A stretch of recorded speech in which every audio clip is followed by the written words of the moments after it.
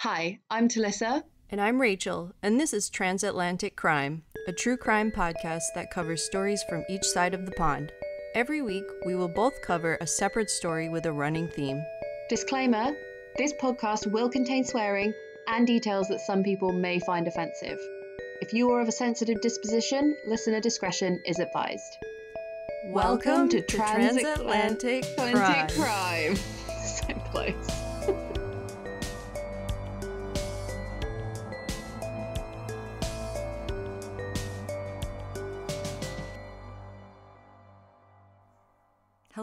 Hello to you, Talissa.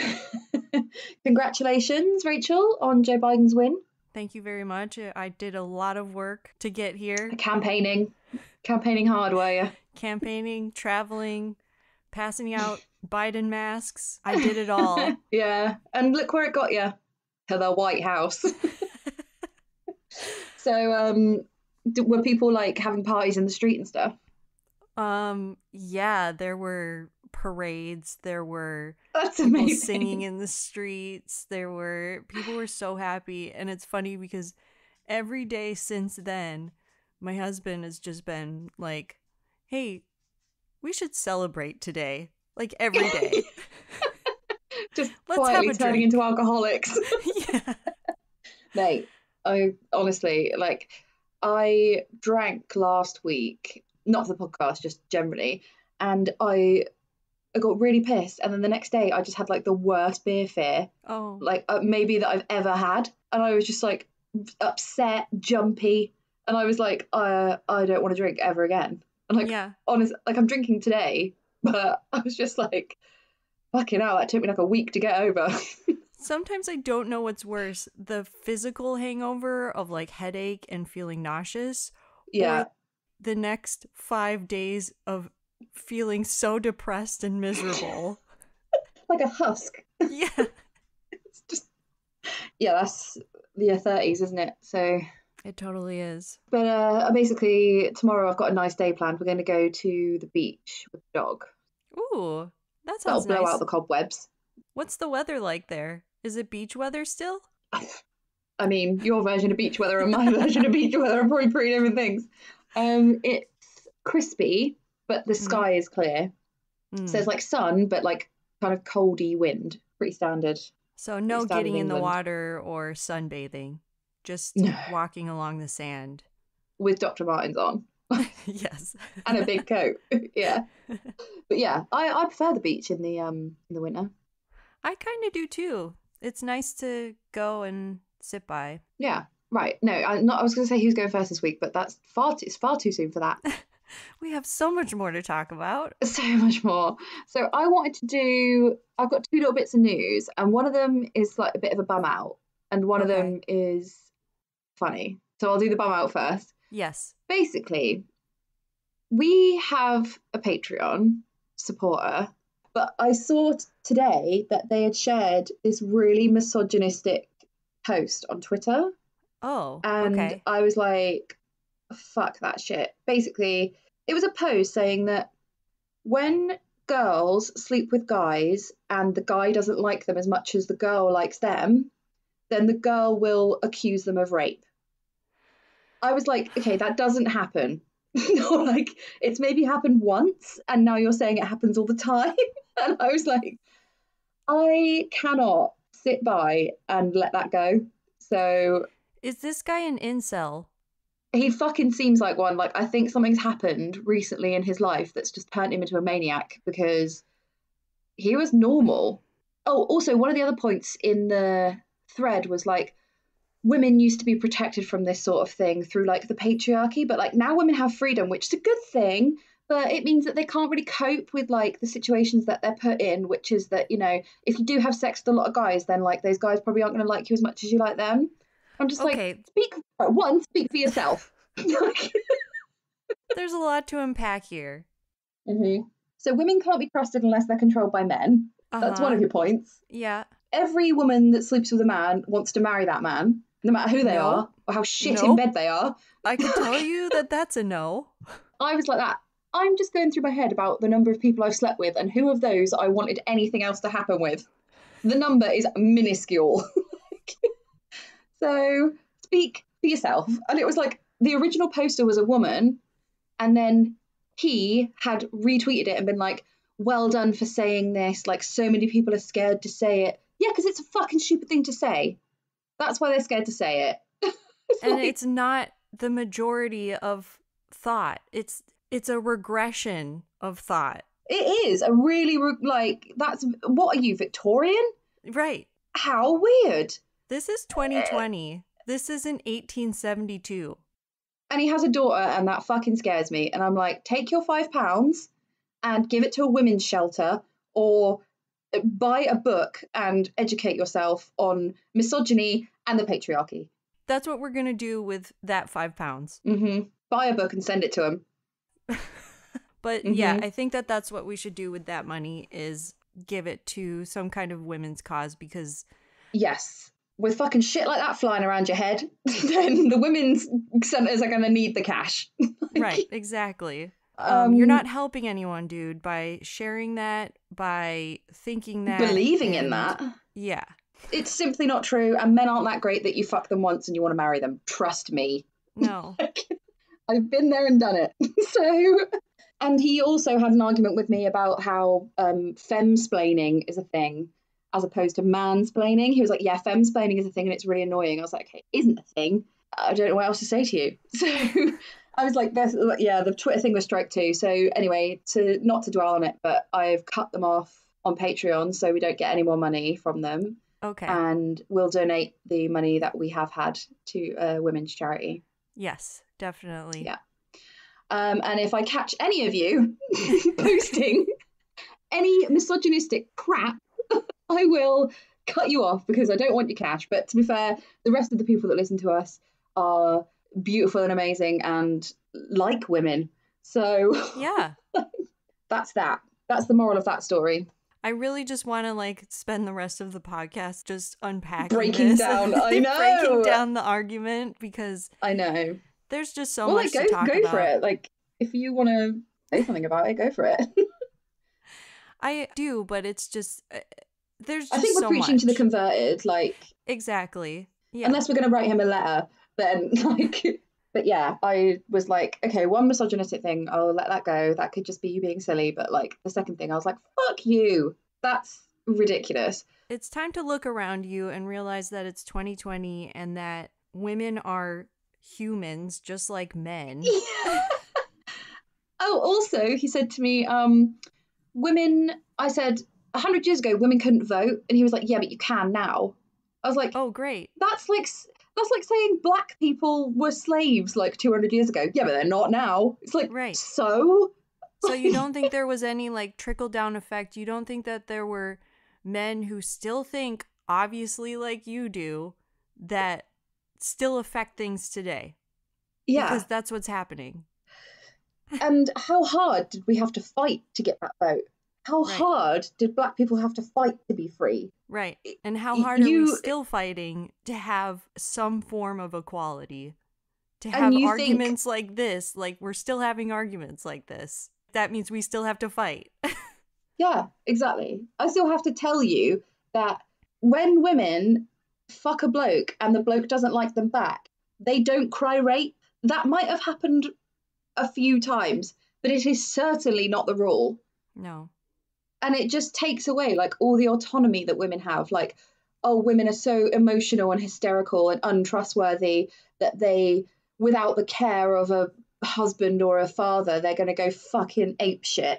Yeah. We can very clearly go into statistics of this and look at all the cases of rape and very confidently argue that this is not, that what you're saying is not true in the slightest. Yeah, it kind of reminds me of, the whole Trump argument at the moment that's it's fake, the election results are fake, and how quiet, Trump supporters are being. I remember seeing that, I can't remember the actress's name, but she was in Clueless. She was Dion in Clueless, the black girl that was friends with Cher. She's a well-known Republican. She has been for a while. Well-known Trump supporter. And she was like, I think it's disgusting that I have been shunned from Hollywood for my beliefs. And it's you've been shunned because your beliefs are disgusting, do you not think that's something wrong with you, not with the system?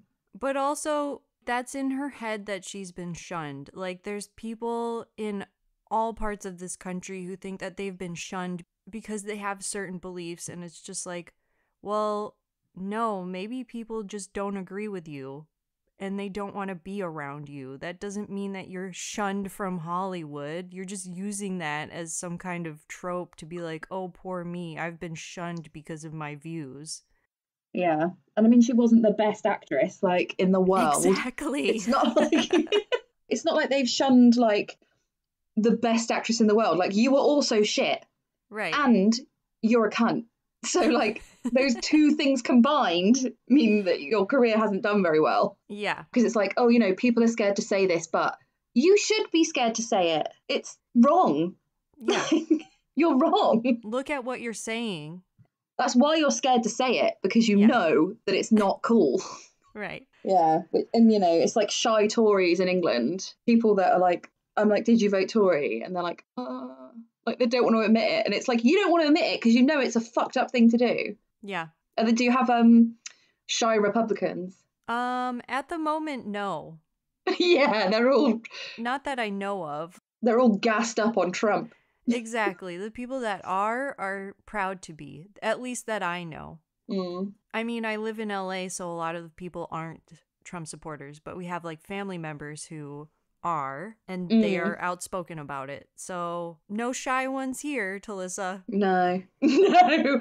Plus, it's all grouped together. You're all safely grouped together. Like, all the coast is blue. All the middle of America is red. Well, Minnesota was blue, so yeah. I'm happy about that. And Arizona turned blue, right? Yes. The states that turned.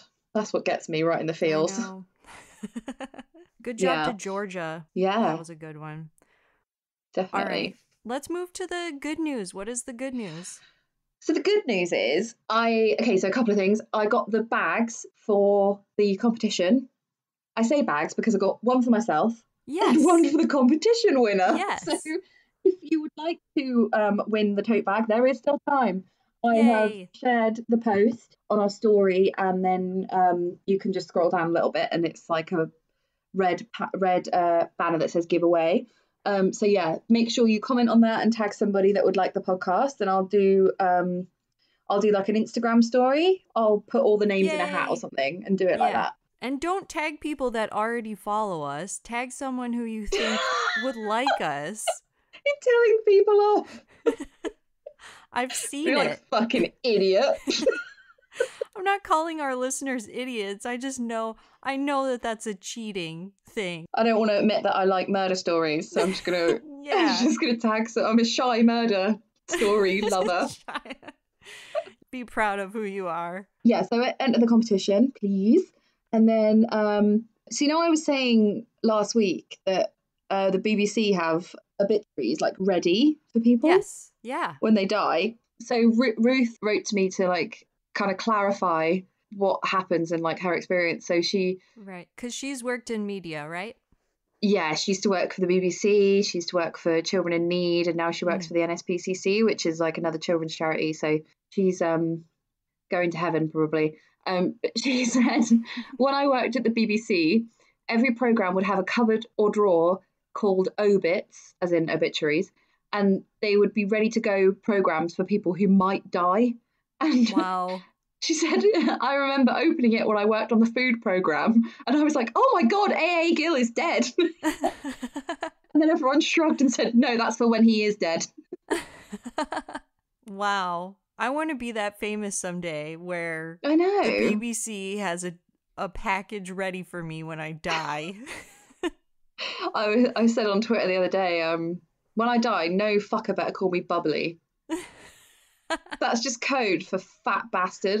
Like, they'll be like, oh, bubbly. Well, she had a huge ass. I don't know. I feel like that's a compliment here. It is, yeah. You're joyful and happy. In England, it's code for chubby. Chubby? But a laugh. Which I have to say does kind of cover me quite well, but still, I'm not all right with it. Have you got anything? Let's see. Oh, I finally watched the Netflix documentary about Chris Watts. Oh, yeah. Have you watched that? I watched it the day it came out. American Murder, The Family Next Door. I'm a bit obsessed with him. Yeah, so am I a little bit. Not him, but like the whole story.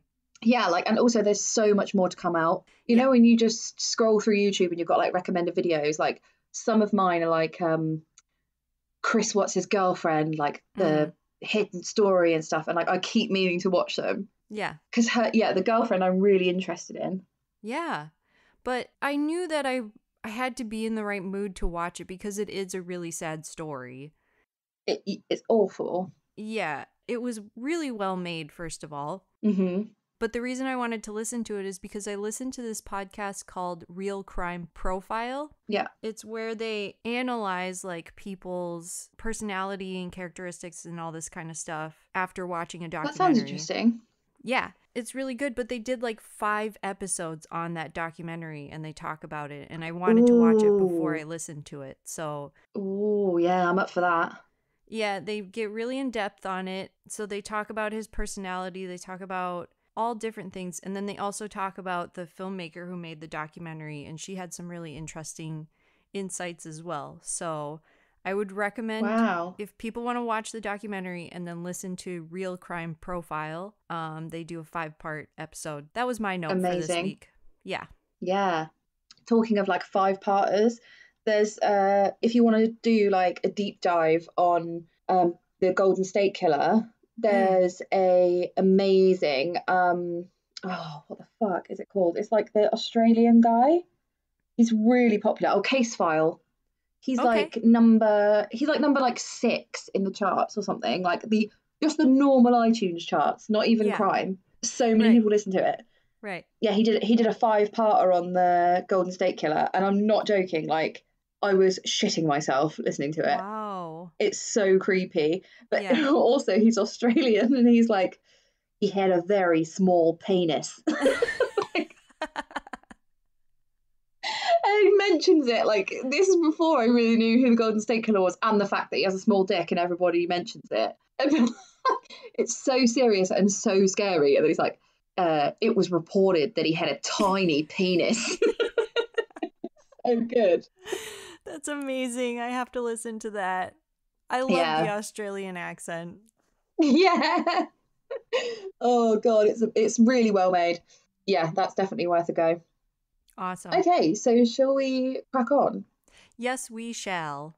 Okay, who's going first? I think that's me. I haven't marked it, but it looks like it's me. You're so good at remembering stuff like that. Like, I've just got my head up my arse 99% of my life. Talissa, that's why we work well together, because I you know. remember certain things that I forget. Useless shit. Useful shit. I'm really bad at just keeping track of the social media and the Patreon and all that kind of stuff, but you're really good at that. And then... Oh my god. Sorry. I was going to say, right, so you edit. Listen, this is what you were saying, wasn't it? You edit and I do the social media and the Patreon and stuff. Yeah. And before today, before I read some misogynist maniac's tweet, I was like, I feel really bad. Rachel has to do the editing. That's really hard work. And I was like, I don't feel fucking guilty anymore. You don't have to deal with this shit. Yeah, I'm not the front-facing person in this duo. You don't have to read these maniacs. It's like, honestly, it's like I'm right in the firing line. You've got to deal with the moral dilemmas. I just have to deal with technical difficulties. Yeah. Anyway, sorry, you were saying. So this week, we are doing video game crimes. This was a suggestion from my friend Dan. It's a really good suggestion. The only thing... So I'm going first this week. I'm just going to get into it. Do it. With this theme, there are a lot of teenagers who killed their parents because their parents took their game away. Yeah, in America. Yeah. Not here. I figured some of these are really gruesome, and I don't want to do that. And also, considering last week's episode, I just was kind of gored out. I don't know if Yeah. that's the right phrase, but I know what I you was just mean. kind of murdered out. Hit your limit. Yeah. Yeah. My story this week is interesting, but it's pretty short. The Grand Theft Auto 4 inspired crimes. Specific. Yes. Short and sweet. Okay. So, Grand Theft Auto 4 was released in April 2008 to the Xbox and PlayStation 3 consoles. Set within Liberty City, which is based on New York City, the story follows war vet Nico Bellic and his attempts to escape his past while under pressure from loan sharks and mob bosses. Have you played any of the Ooh. GTA games? No, but I have two older brothers, and my dad really likes video games, so Oh, okay. he would play video games with my brother Tom when we saw him on a Sunday because my parents are divorced, so it was like absent parent Sunday. So we would watch that. And my dad was a bachelor, so he could like afford the expensive consoles. So yeah, so I've watched my brother and my dad play it, and yeah, it's pretty gruesome. Good soundtrack, but Yeah. There's pretty always good gnarly. music on there. Like you can discover good Yeah, music on the GTA soundtracks. definitely.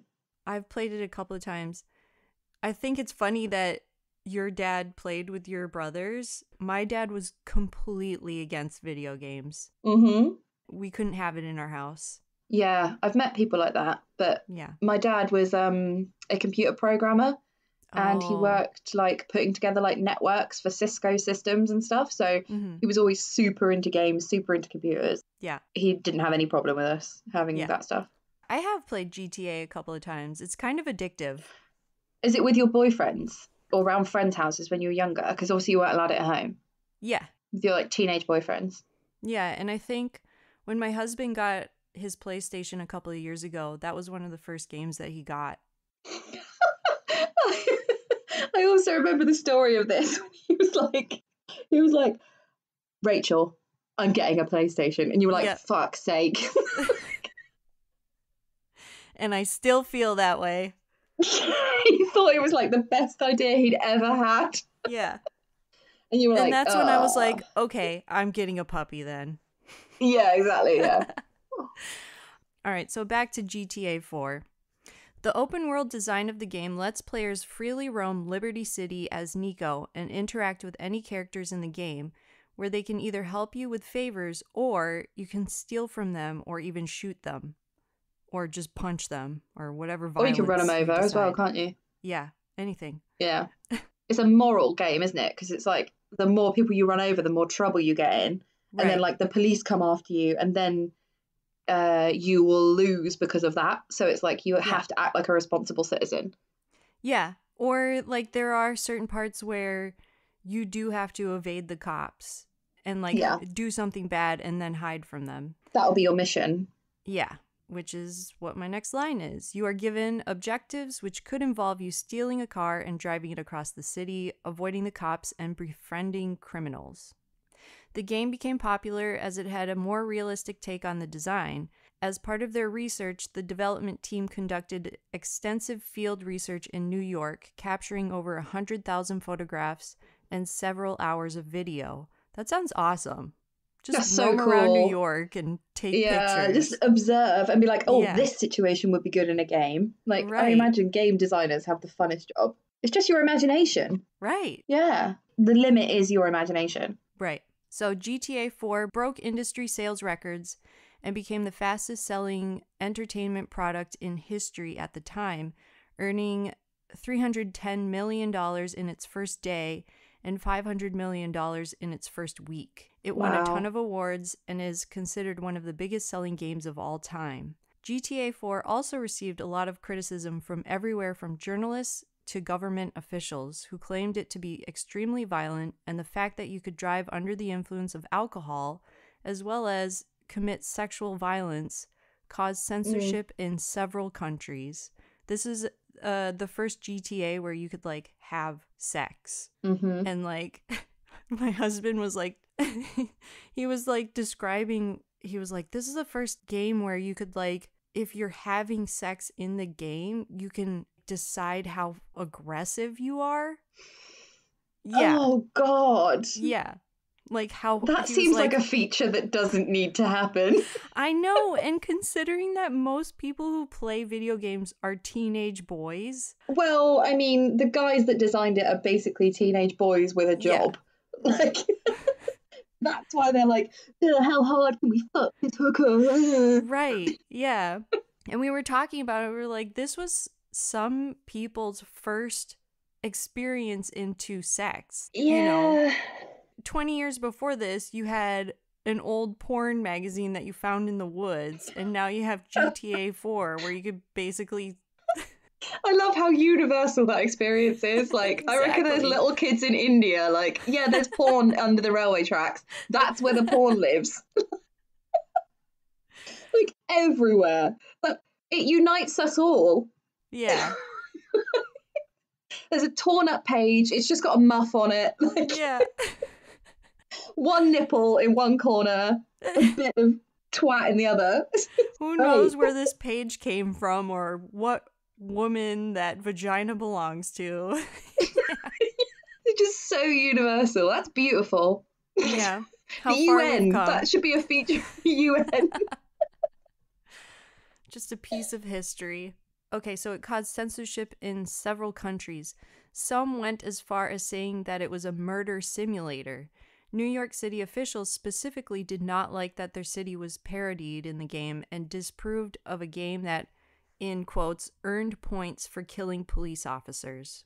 Can't argue with that. So that's kind of the history of that game in case people didn't know what GTA was and the whole franchise. All right, cut to 2 months after the game's release. In June 2008, 6 teens from New Hyde Park on Long Island in New York decided to emulate the game that they had been playing and bring it to life. Stephen Attard, 18, Samuel Phillip, 16, Brandon Cruz, 15, Jaspreet Singh, 17, and Gurnor Singh, 14, and Dylan Laird, 17, who was from Massachusetts and was visiting his family at the time. They all started the night at 11:30 p.m. hanging out in Memorial Park. According to police, they first saw a man, a grocery store employee, at a bus stop nearby. The teens proceeded to mug him and severely beat him, knocking out some of his teeth. Oh dear. They next ran to some nearby sheds and garages, where they gathered an assortment of baseball bats, crowbars, and broomsticks. Just like the game. Broomsticks? Who got I know. Who got lumbered with that one? Here's a bat, here's a hammer, and you can have a broomstick. What? Here, Dylan. Here's this broken broomstick. Here's a rake. What? Aw, man. I knew we should have got to the front.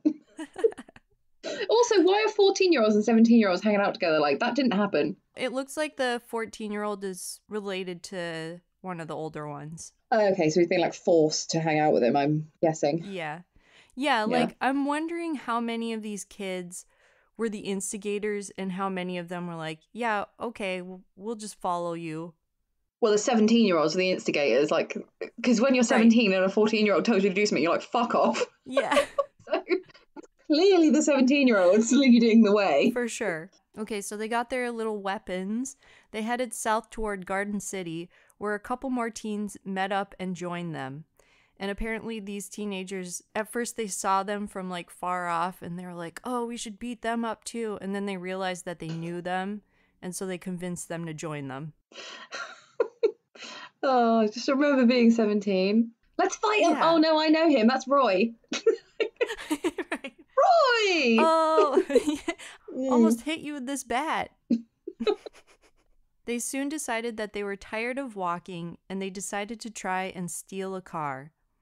Coming to an intersection, they surrounded a 23-year-old woman inside her BMW, and when they were unable to steal her car because she was in it and she was driving and she was stopped at an intersection. She locked her doors, I'm assuming, like saw loads of kids coming. I was like, lock? Yeah, who's that kid with a rake coming at me? Fuck that. Yeah. Scratch up my paintwork. Right. Cindy has not got time for your shit. She has had a hard day. Yeah, listen, she's coming home from work. It's midnight. She works at insurance brokers. Do you know how boring that is? No, you fucking don't, you little rake-wielding prick. Do you know how much she wants to drive out of Garden City and just head to Hawaii? She just wants to Thelma and Louise it off a cliff. So they surrounded her car. They were unable to steal it from her, so they took a pack of cigarettes and money before she managed to drive away. That sounds so awkward and a little terrifying. Just fended them off with cigarettes and change. Yeah, just like, oh, God. Here's some goddamn cigarettes. Like, oh, God. Taking them out of the packet individually and handing them out to each little loser. Like, one for you. One for you. Please leave me alone. Oh, God.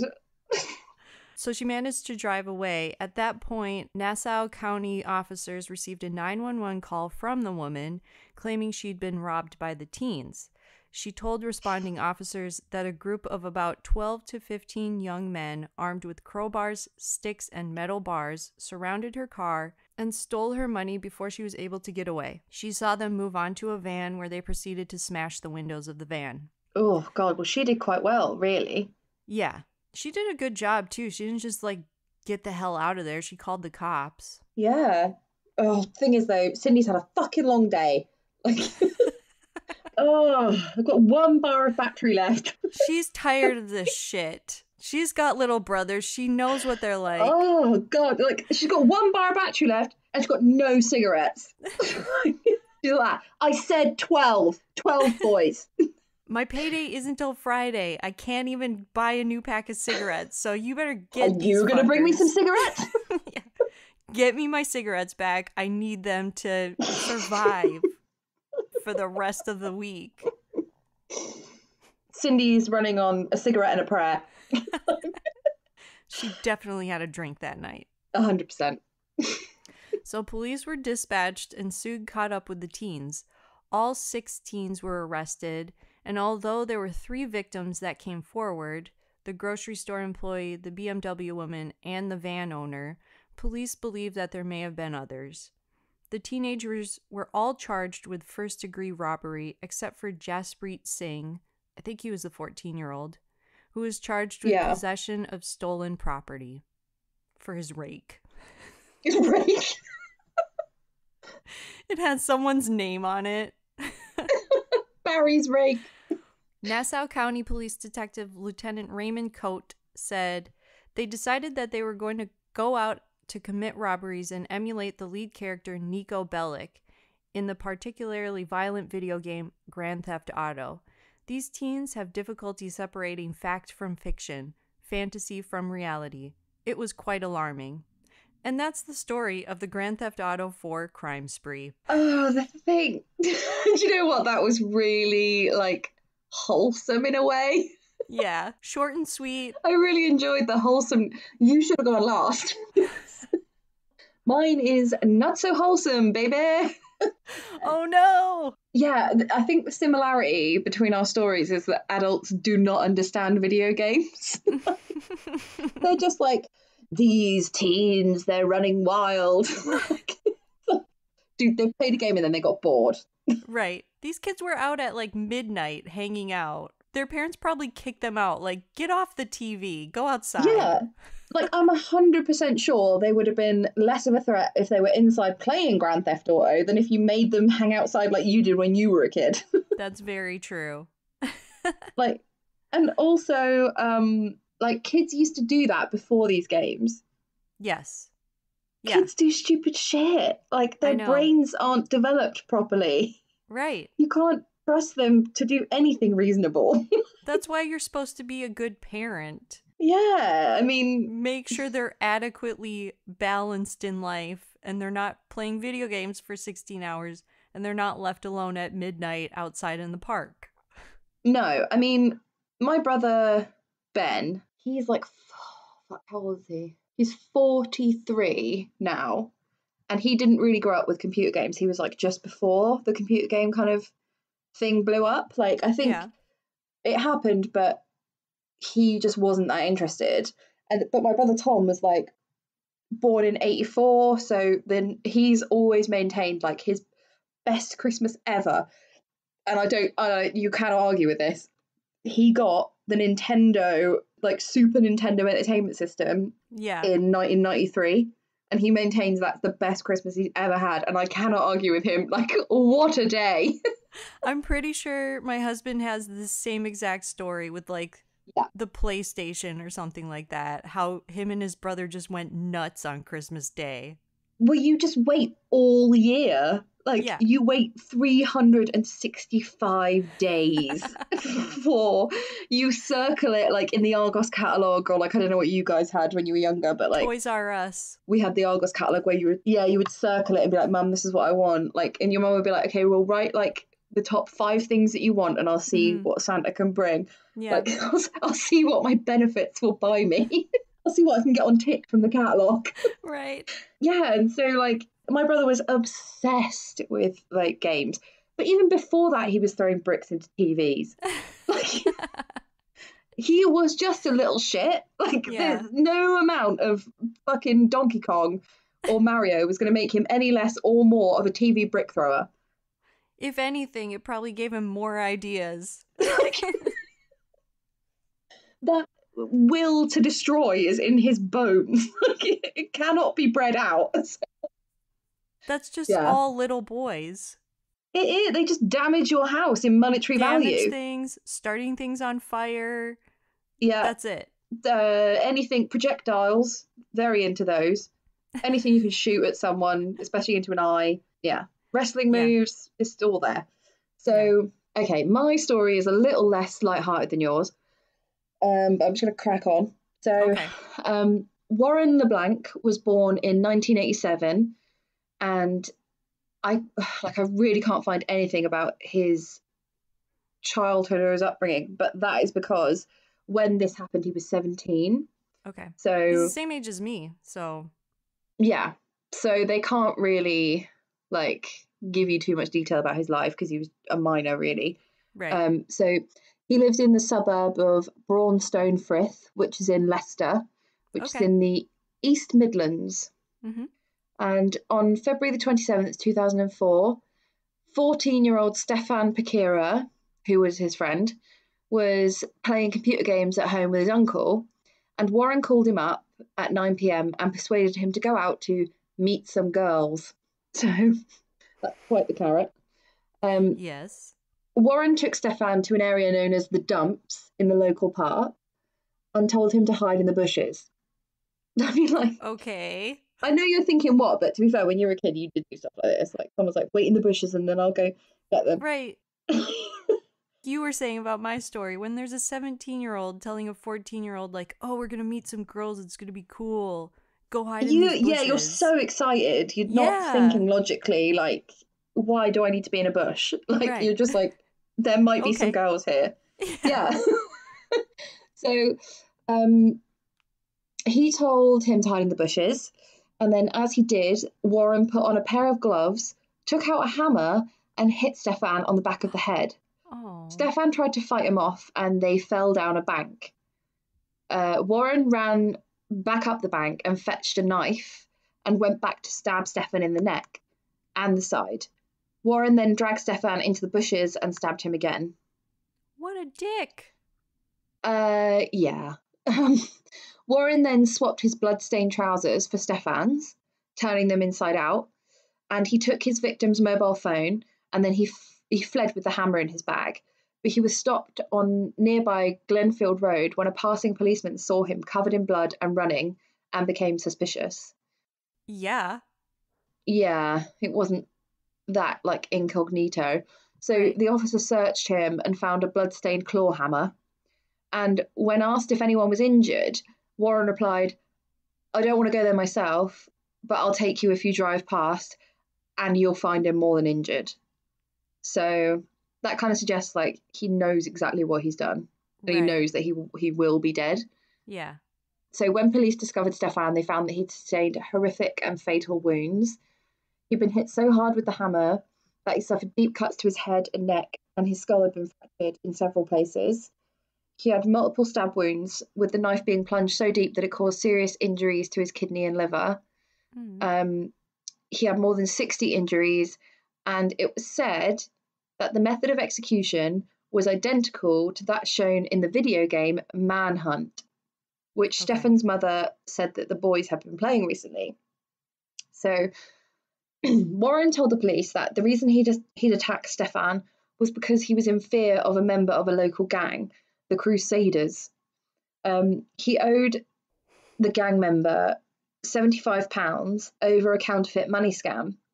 He'd been entrusted to cash 5 forged £20 notes, which is obviously £100, and return 3/4 of the face value, so £75, but he was unable to pass them off as they were too poor quality and no one would take them. So he was broke, desolate, depressed, and frightened. And he had initially intended just robbing Stefan of drugs and cash to raise money to pay off the debt, but things got severely out of hand. I don't understand this kid's thinking.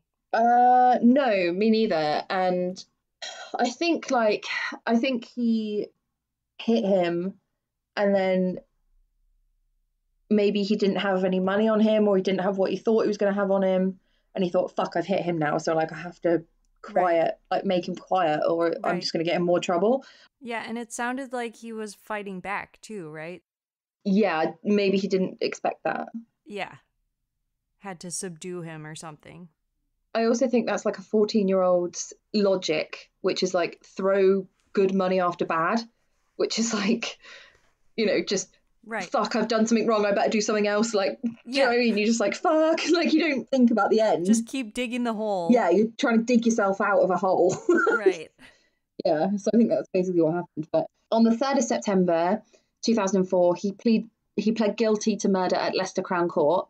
Stefan's mother, Giselle Pakira, a 36-year-old senior research nurse, claimed that Warren had been obsessed with the game Manhunt. Even by standards of the usual carnage-filled games, Manhunt took things to extremes. Set in a world of snuff films, it actually gave players extra points for brutality.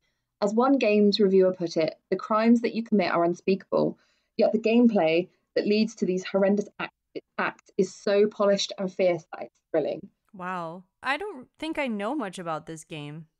No, I don't know either. I don't think it was incredibly popular. I think it was like cult because it was so horrible. Oh. So Stefan's father was understandably horrified by the possible connection between the game and his son's murderer. The object of Manhunt is not just to go out and kill people, he said. It's a point scoring game where you increase your score depending on how violent the killing is. That explains why Stefan's murder was as horrific as it was. And Stefan's mum said, I think that I heard some of Warren's friends say that he was obsessed with this game. I think that I heard isn't enough for me. No. To quote from the website that promotes it, it calls it a psychological experience, not a game, and it encourages brutal killing. If he was obsessed with it, it could well be that the boundaries for him became quite hazy. And she had to leave court as the details of her son's murder were read out. Wow. However, Warren was not found to be in possession of the game, although despite it having an 18+ rating, a copy of the game was found in Stefan's room. So his mum is like, this boy Warren was obsessed with it, and then it was found in her son's room. So I assume she's just a mother that's really fucking upset and found something to blame. Right. Like, what else is there for this reasoning? There's no other reason. Yeah, it's senseless. Right. So the police denied any such link between the game and the murder. However, they cited drug-related robbery as the motive. Warren was sentenced to life with a minimum of 13 years, and Judge Stokes said, "You have committed a truly appalling crime. You've taken the life of a 14-year-old boy in the most brutal fashion. I do not pretend to know or understand what prompted you to behave as you did. One thing is clear, you and you alone were responsible for this prolonged, vicious and murderous attack on someone who thought of you as a friend." So following the court case, the game Manhunt was withdrawn by some high street retailers. However, it doesn't seem like the best. No. Doesn't seem like the nicest game. You could play Tetris. So, however, this is not the first time Manhunt has come under scrutiny. In December 2003, it was the first video game ever to be banned in New Zealand. And shortly after the murder, a later disbarred American attorney, Jack Thompson, who has campaigned against violence in video games, claimed that he had written to Rockstar, who is the maker of Manhunt. That's the same with GTA. Oh, Rockstar. Yeah, Rockstar. They're a bit naughty, aren't they? Yeah, just a bunch of man-childs working on video games that. Just having a tug over the like female characters that they make. Ugh. I bet it stinks of spunk in that room. Oh God. Anything with snuff in the description is It's like, not good, is it? really? Yeah. But yeah, I read about this guy Thompson as well. He tried to fight Did against, you? yeah, Grand Theft Auto and Wow. Rockstar, Is he and religious? I don't I get the think vibe he's a bit so. religious. He's the sort of person that would have stacks of child porn and guns in his garage, like just hidden. You know what I mean? It's always the people that are too outspoken about shit like that. So You're like, passionate. Yeah. yeah, what's your problem? Right. You are weird. So, Also, the other similarity was you mentioned New Zealand, and Australia and New Zealand were the two countries that had like major censorships of GTA. really? Yeah. They couldn't outright ban it, but they did major censorships of it. Except unless you got the Microsoft Windows version, that didn't have Ooh. censorship. Yeah. Well, I bet that was Who's popular. playing it on Microsoft Windows? Long, like back forward ZL, like the clunkiest gameplay you could ever wish Right. for.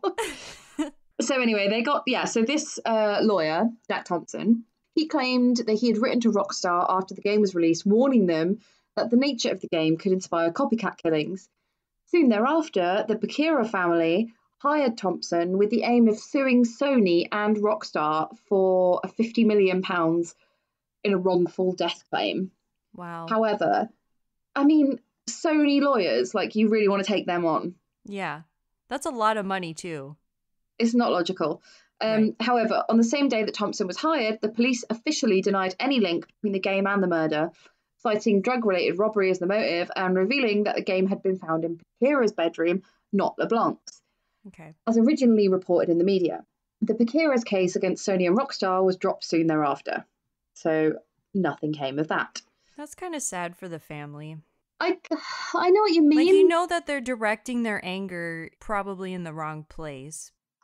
It's not like Sony can't afford a £50 million lawsuit, like they probably could, and still survive, but right. It's just not Sony's fault. Like, It's not Rockstar's fault. It's thousands of people play that game. Right. And how many murders came of it? One. Yeah. Like, in the UK anyway. Not fucking Nutsville, USA. And then I just found like a really interesting study on crime and investigation about video game violence and how it affects people. So on the website they say crimes can't cut. Oh, sorry, they say. God, that was such a Freudian slip. Crimes. No, experts can't come to a unified conclusion on if games cause aggression. There is some fascinating research by the University of Oxford and the University of Rochester suggesting that the trigger for aggression isn't to do with how much violence is in the games, but how difficult the games are. So one of the researchers reported that if the structure of a game or the design of the controls thwarts enjoyment, it is this, not the violent content, that seems to drive feelings of aggression. And I can totally relate to that. Like, yes. Have you ever bitten a SNES controller and thrown it at the wall? Because I have. When you're just like, oh, doing this all wrong.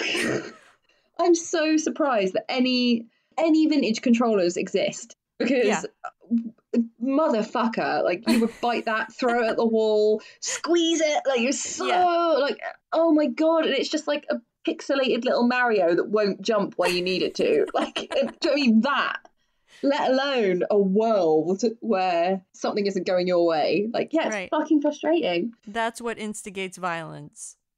I can totally see that. I think that's a really good point. Yeah. So they say, if some people who play violent games are violent in real life, it may just be these people that have inherently aggressive tendencies, which leads them to play those particular games. Gender could also be factored in. Males are traditionally more prone to aggression and violence than women, and males are more likely to play violent games. Over 80% of Call of Duty players, for example, are men.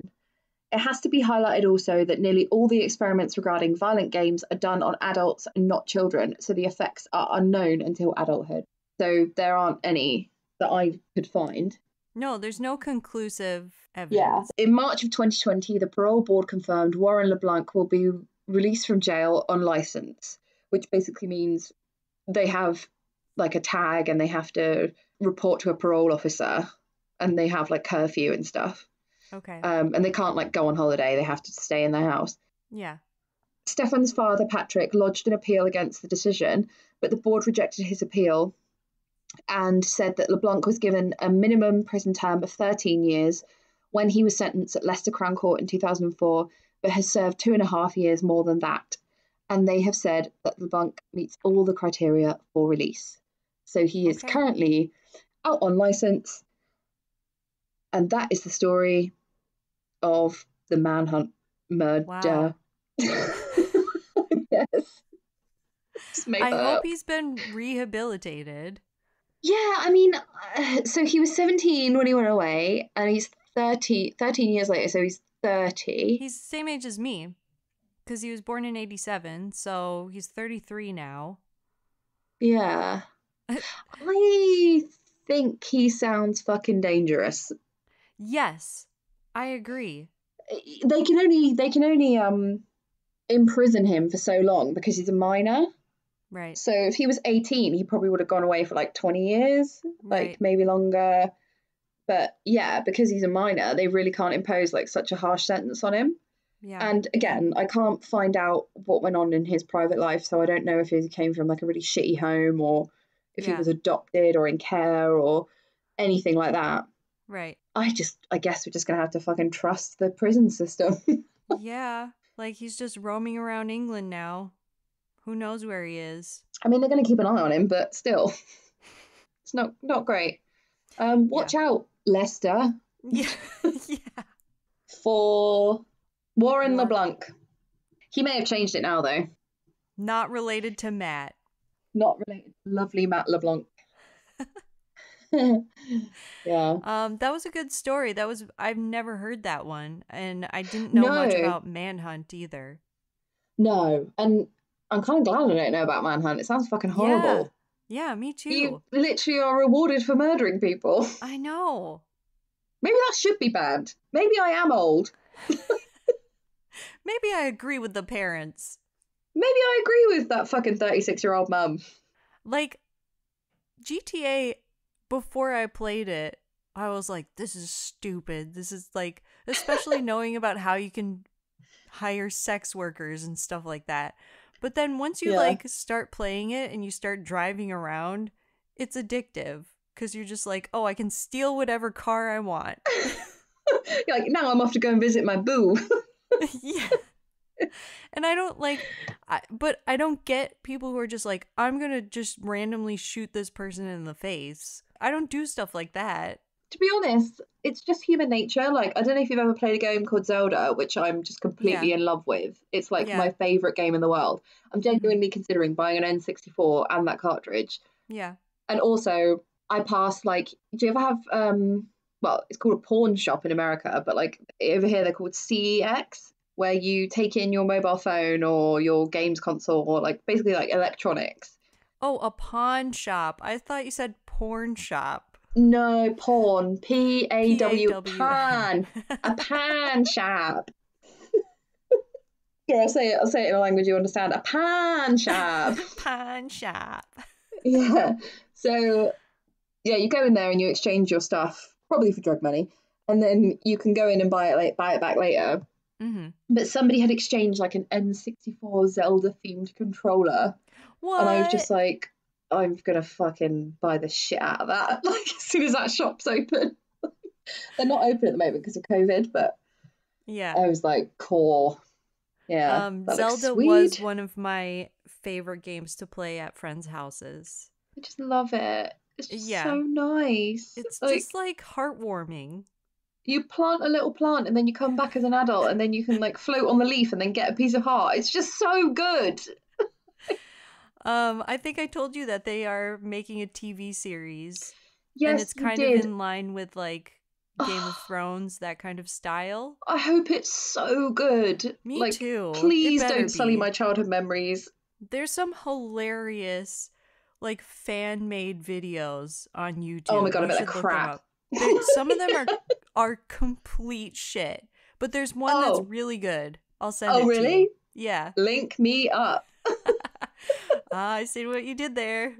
Oh, I didn't even mean to. Yeah, God. What was your favorite video game when you were a kid? Mario. Like, Yeah, and I you really can't beat like it. Zelda, Ocarina of but Time or a different one? no, I'm trying to think. I was obsessed with the Game Boy as well. I played Yeah. there was a Simpsons game. I was obsessed with that. Was there? Yeah, it was just like Bart skateboarding, and he would like pull down people's shorts and like throw things at people, and So good. and then there was a Batman game that I was obsessed with too.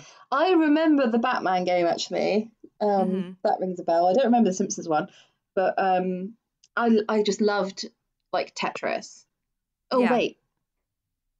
Hello? Hi. Your camera keeps Hi, going sorry. off. What was I saying? Sorry, my family group is like going off as well. Like, got a family WhatsApp group. So is mine. Drunk because it's Friday night, so everyone's just Oh. talking shit. I'm like, I'm busy. I'm busy talking shit. I can't talk shit with you. I can't talk shit twice. Yeah, we should tell So listeners like our whole setup is we FaceTime each other. yeah, it's not ideal, is it? No, we have a lot of technical difficulties sometimes where it's just like someone's texting you or like you get a Battery's phone gone. call with battery or just the internet isn't working very well, so there's a delay or We deserve a medal, honestly, for making this work. And then yeah. we have two fucking separate audio tracks, and I send you mine, and you marry it together so that it's Yep. like we're in the same room. Yes, exactly. We are living in the future. Yeah. Someday we'll make one from one room. I fucking hope so. I'm Yeah. so sick of these four walls, Rachel. I can't tell you. Right, we should probably say goodbye because we got another one of these motherfuckers to record. Yes, we should. Thank you for listening this week and tune in next week. I don't know. Definitely is next week and not in 2 minutes. Yeah. Okay, thank you. Bye. Bye. Thanks for listening to Transatlantic Crime this week. If you liked what you heard, please rate, review, and subscribe. And if you'd like to follow us on social media, you can find us on Twitter at TransatCrimePod, Instagram at Transatlantic Crime, and on Facebook with Transatlantic Crime Podcast. Thanks, bye.